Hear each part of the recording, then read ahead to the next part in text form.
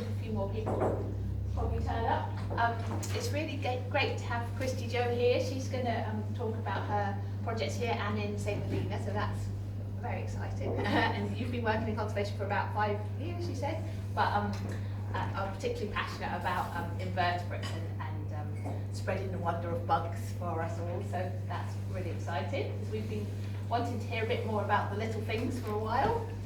And Daniela Sherwood has joined us on for Buglife. She's joined us remotely. She'll be available for questions at the end, but we've got a little pre-recorded introduction from her, which I'll play in a minute. And if we've got time at the end, I'll do an update on the tussac seed bombs from Giselle, but if not, we'll fit it into another session. So, yeah, thanks very much for coming, everyone, especially thanks to you.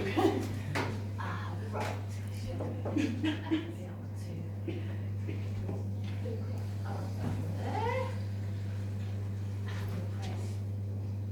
Hello everybody, welcome to today's talk. I am Danni Sherwood, I work for Buglife, and before we get on to the in-person talk that you're going to be getting from Christy, I'd like to tell you a little bit more about the project broadly, the Supporting Atlantic Territories Invertebrate Conservation Project. So first of all, a little bit about Buglife. We are the only organisation in Europe devoted to the conservation of invertebrates, all invertebrates, and our aim is to halt the extinction of invertebrate species and to help them achieve sustainable populations, that populations that can support themselves.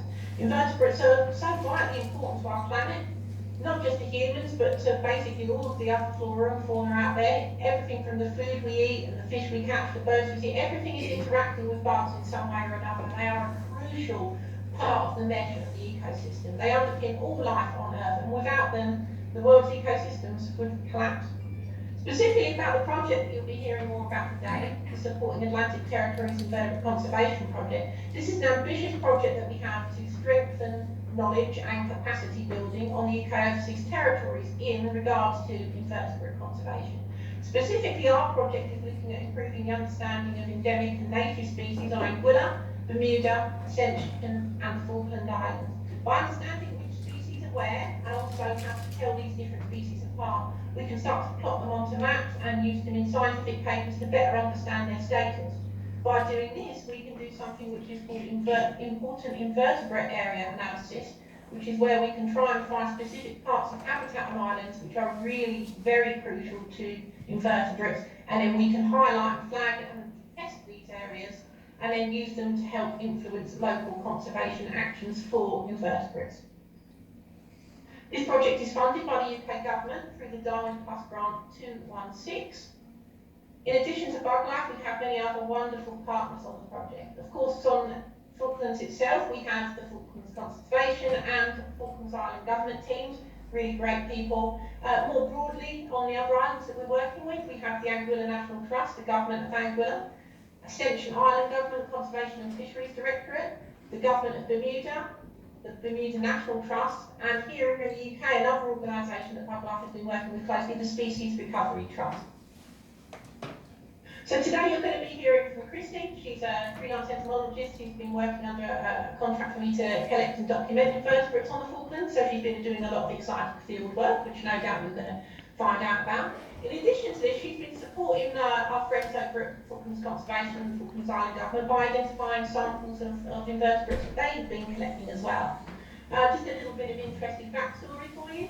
Christy and I previously worked together on St Helena, her own island, and as a result of that work, which included me going out to the island and also hosting her and some other saints at the Natural History Museum in London, I was able to discover and name a new species of spider after her, which is called Ischnophirius Christy Joe, better known as Christy Joe's goblin spider, and that's endemic to St Helena. However, the really exciting thing to note, and do keep this in mind as you're listening to Christy's really interesting talk today about all her discoveries, there is a really exciting opportunity for you as local people in the community to also get involved in this project.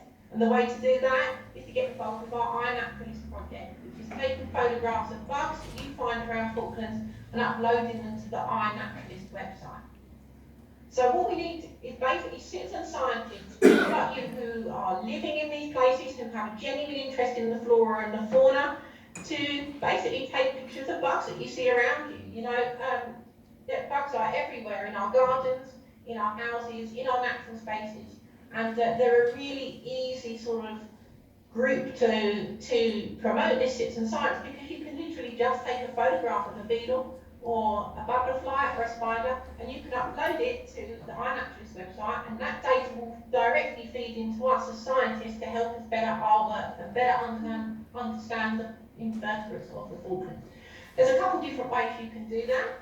So once you have your photographs, you can either follow the bit.ly link here on the screen, or you can actually scan that QR code with your smartphone to get to the right page on iNaturalist. From there, you'll be able to upload your records directly. There is also an FAQ on the iNaturalist website if you're having any trouble uploading the records.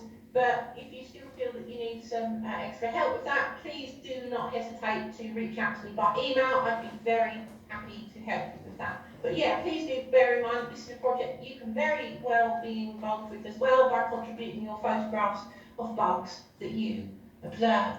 So thank you for your attention and enjoy the rest of the talk. And again, please don't hesitate to get in touch with me if you'd like to learn more about the project or any sort of specific things like uploading photographs to iNaturalist. Thank you. Great.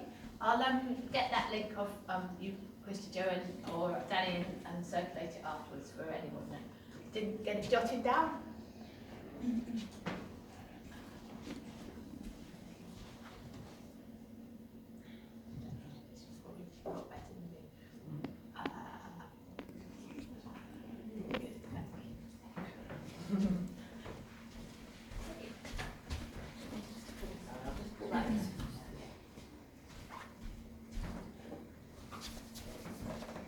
Hello everyone, thanks for coming today, and I'm going to talk about invertebrates. As Danny mentioned, I'm contracted as a freelancer, Buglife, to do some invertebrate field work. Last year I returned to the Falklands from St Helena, where I was working on a Darwin invasive invertebrate project, and here's where I found my passion for conservation. Over the last 5 months, I've been surveying on 19 different sites on the East and West Falklands, including some little islands with the help from our partners. Several of these were along the coastal areas and settlements with common vegetation like diddle-dee, and some were inland sites with dense vegetation like tussac grass. That's Gypsy Cove. Went to Hummock Island, filled with tussock grass. So there are 6 survey methods that I was using. So a Malay's trap is like a tent-like structure, and it's to catch flying insects. So this is like flies and moths. I also been using sweep netting. This is just a butterfly net to sweep off vegetation and on the branches. I also use this pitfall traps to collect ground-dwelling invertebrates, so that's like beetles and spiders. And this is just a plastic cup in the ground filled with a little bit of ethanol, and a plastic top just to stop from big animals getting in. I've also did hand searches. This is just looking under rocks and in the vegetation. I used a bug vac. This is similar to a leaf blower that sucks invertebrates from the vegetation into a net in case the sweep net didn't catch anything. I've also been doing night surveys. Because moths are more active during the night, I use the light trap to attract them to the light, and also sweep net on the vegetation. After collecting my samples, I sorted them all into order and put them into bottles of ethanol and labeled to send to the UK. This is one of my favourite parts because I get to closely study each specimen under the microscope, as there's so much more detail that isn't visible to the naked eye. As you can see, this is a fly.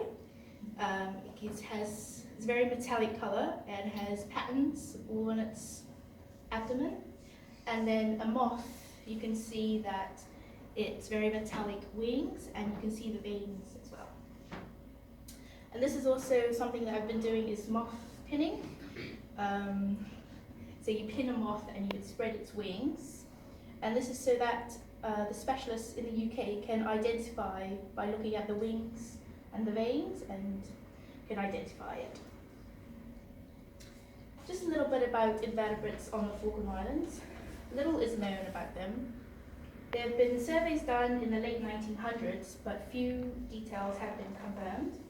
There are currently only 400 species recorded, most of native, which are closely related to those found in South America. These invertebrates play a crucial role in maintaining the island's ecosystem. They help with soil health, pollination, and serve as food for other animals. However, they are becoming more vulnerable to threats like habitat destruction and climate change. Out of those 400 records, only 70 are endemic to Falkland Islands. We all are familiar with the camel crickets, which are only species of cricket here, and they are commonly found in tussac areas, but limited research has been conducted on the species. There's also endemic beetles, flies, spiders, but which need further studying. There was 2 endemic micromoths recently discovered. The first species is a flightless moth that jumps and is found in tussac habitats. The second moth is commonly found in settlements and gardens. Once again, they need further studies. By studying these invertebrates, we can improve conservation efforts and protect the island's biodiversity for the future. Yeah, thank you for your time, and I hope that was helpful. Oh, thanks, that's brilliant.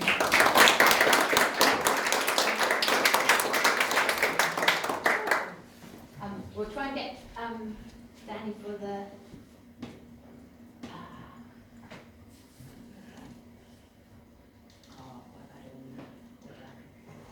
sorry, Danni, you've been on mute. Can you hear us?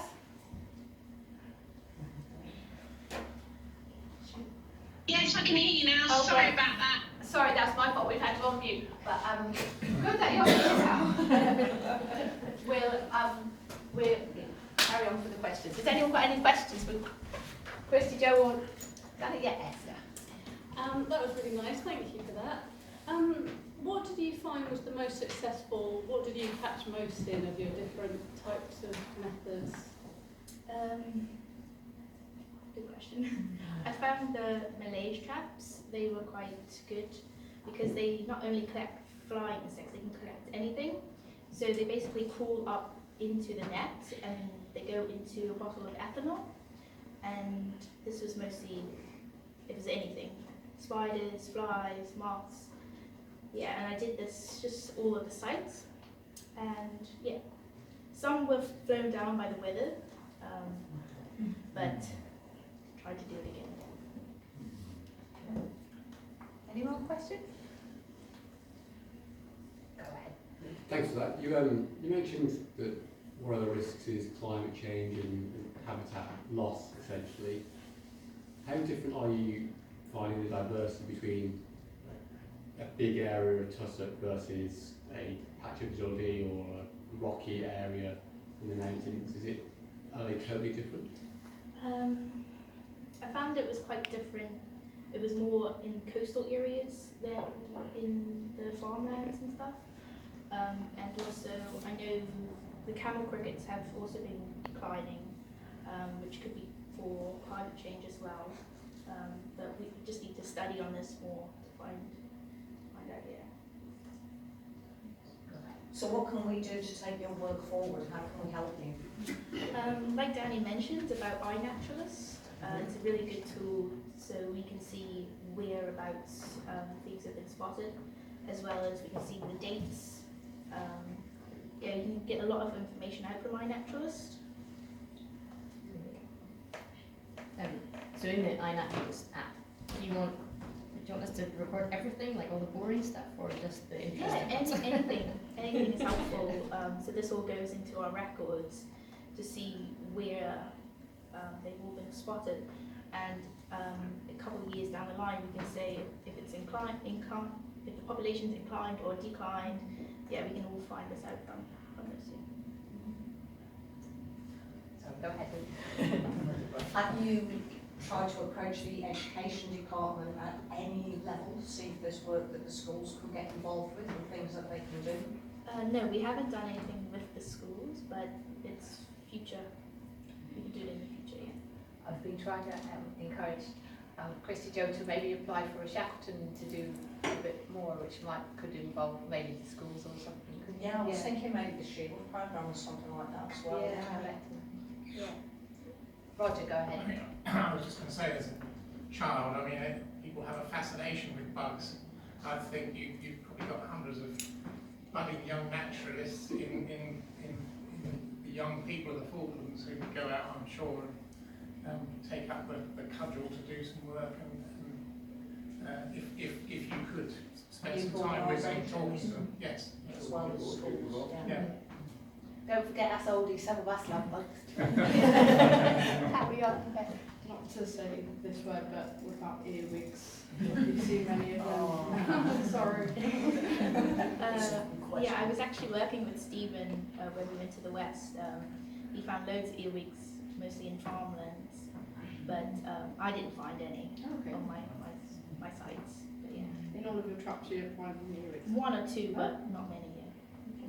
Yeah, because the earwigs really seem to be pushing out the boundaries to lots of places in Canada. I'm finding more of Goose Green than I find in Stanley. Yeah. Yeah. Yeah, go ahead, Ryan.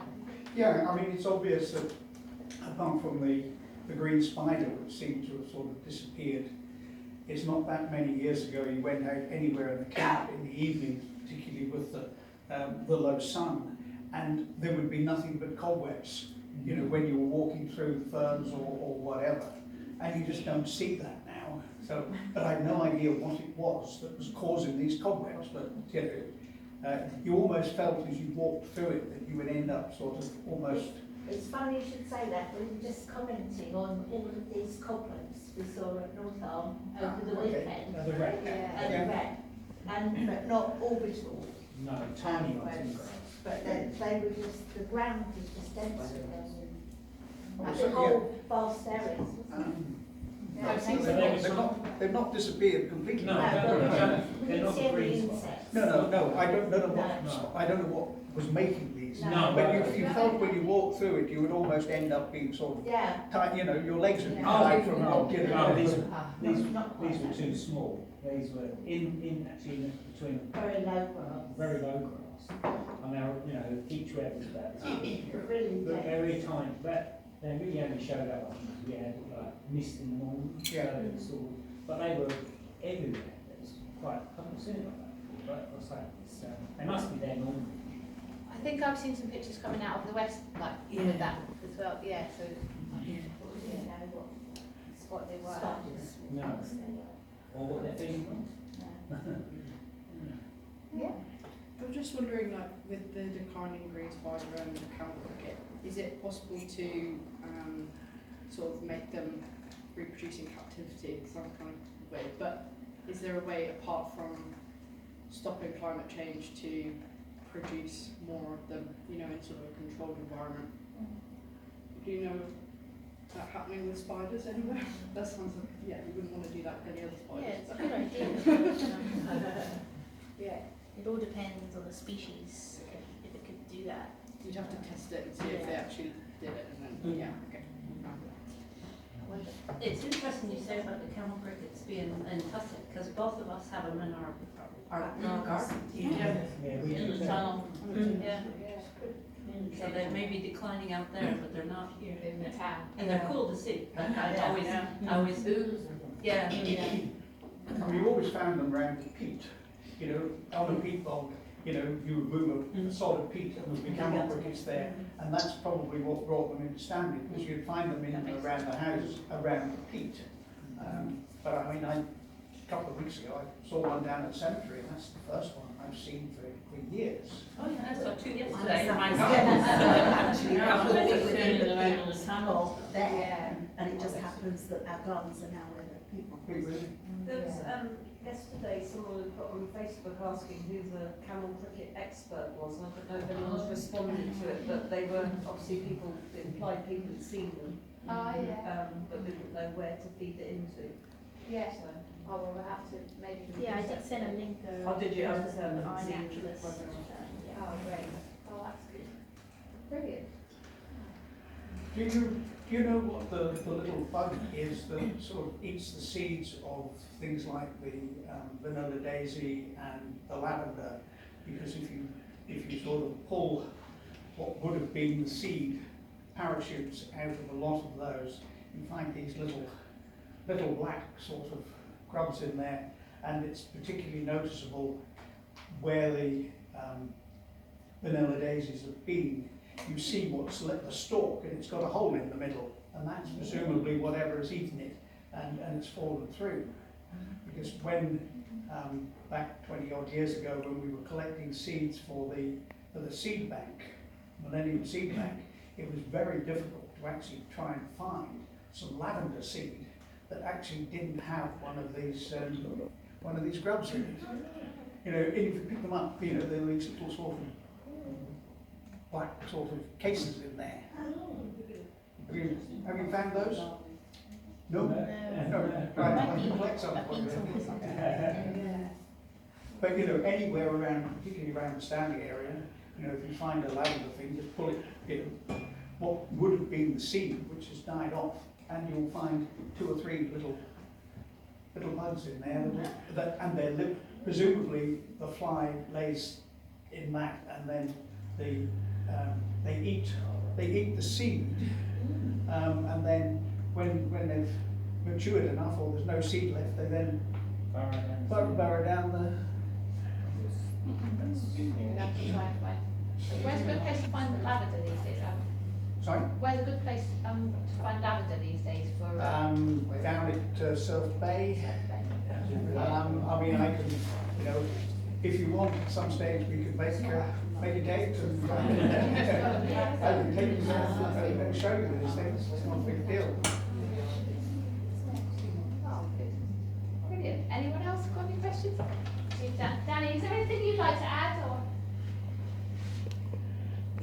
No, I think I'm sure Christy Jo did a great job. Obviously, I saw her talk before she delivered it today, and I couldn't hear it anyway. But I'm sure she did a great job. It's nice that everyone was so attentive in the presentations and stuff. I will just add for the green spider. So one of my colleagues, I don't know if any of you know him, Alistair Lavery, will be coming over to study your green spider. So what he's going to be looking at is what is the reason that the species has been declining, because of course it also occurs on mainland of South America where it hasn't had so much of a decline. So probably this is something that's happening sort of more locally, island-wise to the species. But then once he's able to do that, I think then they can start thinking about other conservation measures, because it would be no good to captive breed a species and then you can't release it because there's none of its habitat. It has to be a holistic approach in terms of also conserving the habitat. So that's a slightly separate project, but I'm sure I'll have some sort of update on it soon, because Alistair's an old friend of mine. Yeah, I just want to congratulate Christy for all of the work that she's done on the Falklands. She's done some fantastic work. She'll now be shipping samples to me here in England, and then we can start doing the proper scientific analysis to look at the bugs and start mapping them and doing scientific papers and stuff. So yeah, well done, Christy, and thank you everybody for your attention today. Thanks, Danni, and we'd be, if you've got any updates for us when you've done the analysis and stuff, we'd love to hear more. Oh, absolutely, yeah, I'll definitely be back in touch. Maybe we can do even another talk or something, and I'll come and present directly on Zoom or something. Great, yeah, brilliant, thank you. Thanks. Thank you.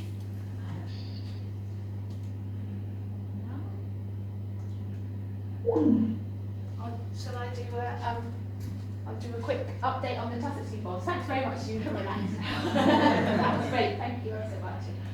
Yeah, if anyone has any more ideas or yeah, just let us know. Yeah. Do you want to say anything else? That was great. Oh, you haven't seen that. Let's get those ones.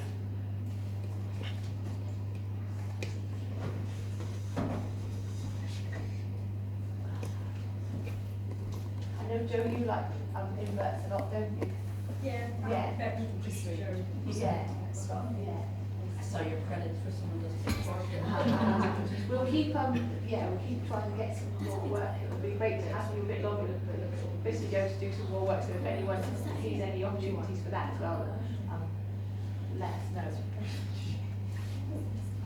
So Susan collected some tussock seed last year, and we did a little.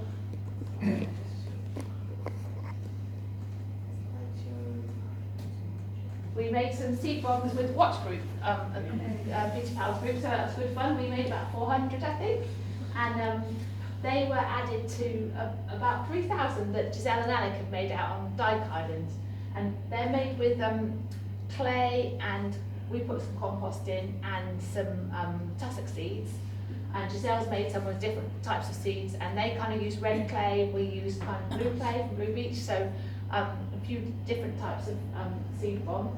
And the idea is, well, they're used quite a lot in very dry places. When the rains come, they melt and the seeds get wet at the same time and they start to grow.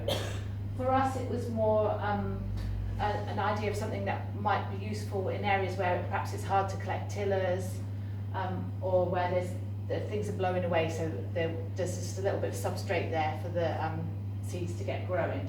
So we have done them before with Watch Group, and they work quite well in good environments, but this was like an opportunity to work with Giselle and Alec to try them out somewhere different. So they were sent out to Dyke Island, or Alec picked them up, and Giselle's given us a report. Hopefully we'll get her to do a proper talk next year, so this is just a quick update, because it'd be lovely to hear more. I've oversaturated this, so it looks a bit strange, but just to, so you can see. In really good conditions, the germination was excellent, and this is like a little row of seed bombs here. But this was perfect conditions, so it's kind of between tussock that have been planted, and there's quite a lot of dead breeze, and it wasn't too windy. In the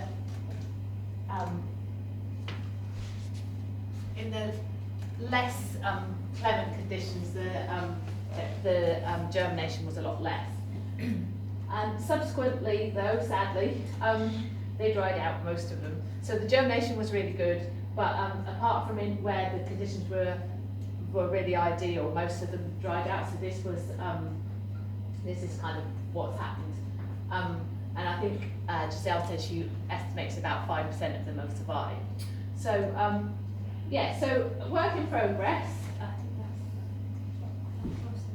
think that's, so yeah, work in progress, and Giselle is going to try some more. She's going to try putting them out earlier, and try with the other species as well, because we think perhaps the other species, tussock does tend to have a really good germination rate, and then it does die if the conditions aren't right. But she's going to keep going, and she'll keep us posted. So yeah. When they're thrown out, are we digging holes to put them in, or No, are they just she's sitting on the just sitting on the surface. She did do some, she did actually plant some, like just plant the seed, and she said that had similar success rates to the seed bombs. We were kind of hoping that having a little bit of substrate there might let them get them through the dry periods, but it doesn't seem to have done. If we dug it out and then put the seed in Yeah. and then rubbed it back over, it might give it a bit more moisture. Or Might do, yeah, it's possible. In our experiments with conservation and with the kind of dung and dags, the tussocks did often seem to do really well to start with and then fade out in the less favourable conditions. So, but it might be that it needs a bit more digging, or I don't know. Giselle's probably got her own ideas, but maybe adding a bit of wool or something that would actually hold on to moisture, or it might just be that in less favourable environments, it'll have to be a different species. But yeah. Are you using local clay or are you ordering clay? We're using local clay. So typically in where they're done in North America, they use like sort of hard baked clay. But we didn't really want to start having to import clay to do them. It seemed a bit about face. And in other areas, they're kind of waiting for seasonal rain to get them started. And I don't suppose it's not quite the same for us. We just want to kind of be able to transport them easily and do them in bulk. So the kind of hardness of the clay wasn't quite so important.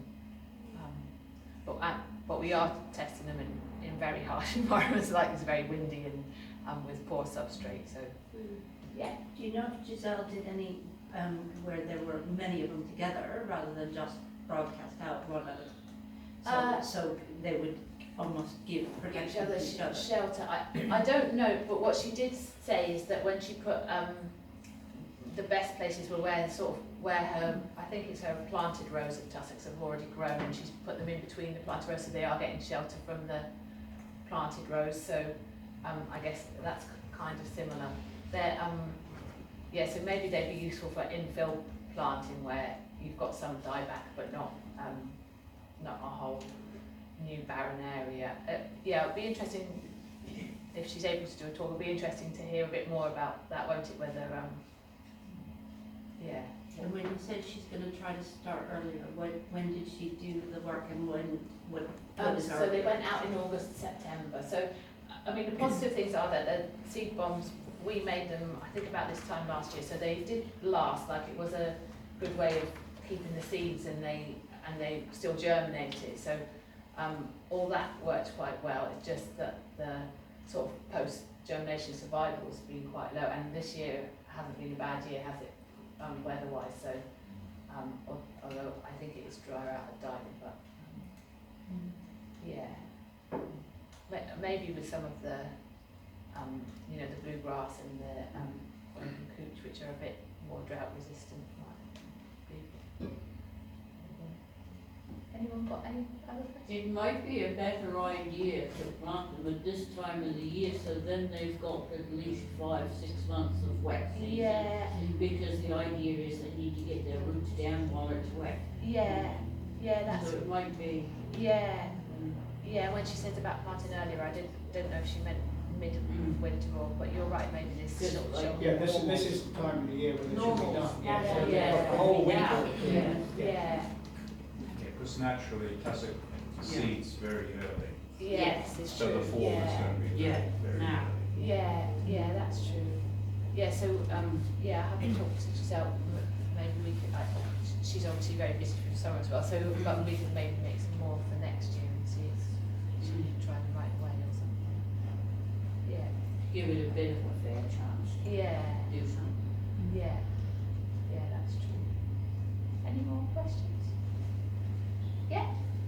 Is there a case for sort of setting your little bombs just in a slight depression so they have their own microclimate, or they're covered over with a little bit of a sort of the surface leaf grass matter?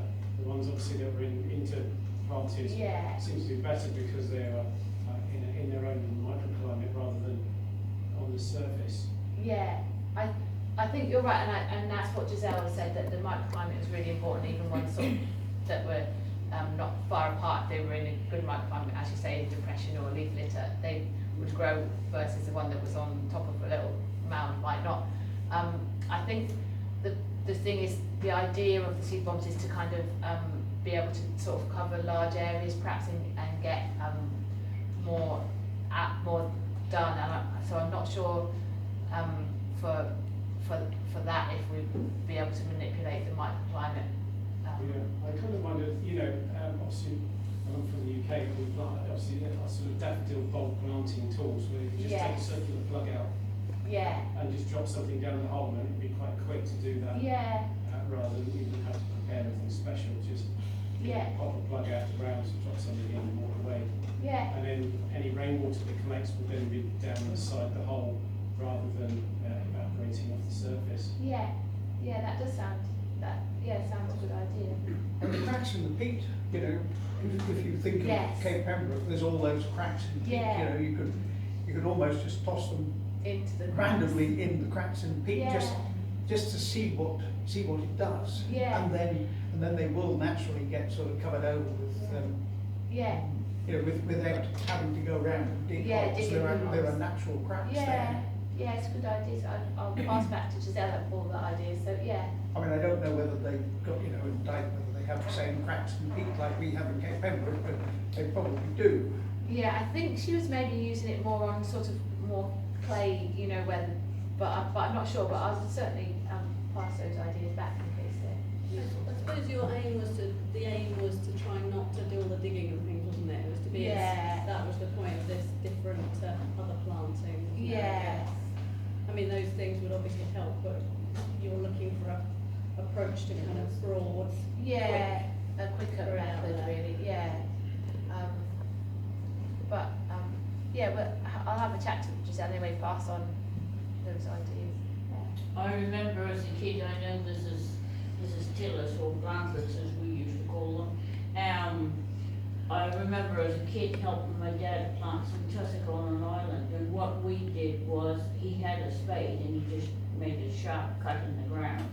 But he had us kids hauling kelp bugs up off the beach, and by each plant we put a kelp bug, and they were really successful. Yeah, that's great. Because as the bog rots or the insects chew it up, it fertilizes the plant, so then the plant is quite robust by the time that bog's all eaten up. Yeah, it's great. And kelp's great holding on to water as well, isn't it? Yeah.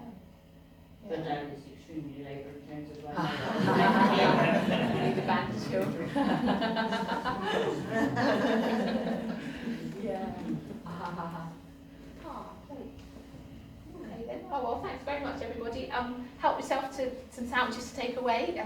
And yeah, we'll see you again soon. I think there is going to be an opportunity soon for tussock planting on Middle Island coming up, isn't there? So watch this space if you're interested in. I think Glenn's over there. Yeah, oh yes, it's going to be the end of April, the exact weekend. We're still kind of looking at the moment, but we'll put something out to volunteers, put something on Facebook calling for volunteers. But it will be either the last weekend of April or possibly a weekend inside, entirely sure of it.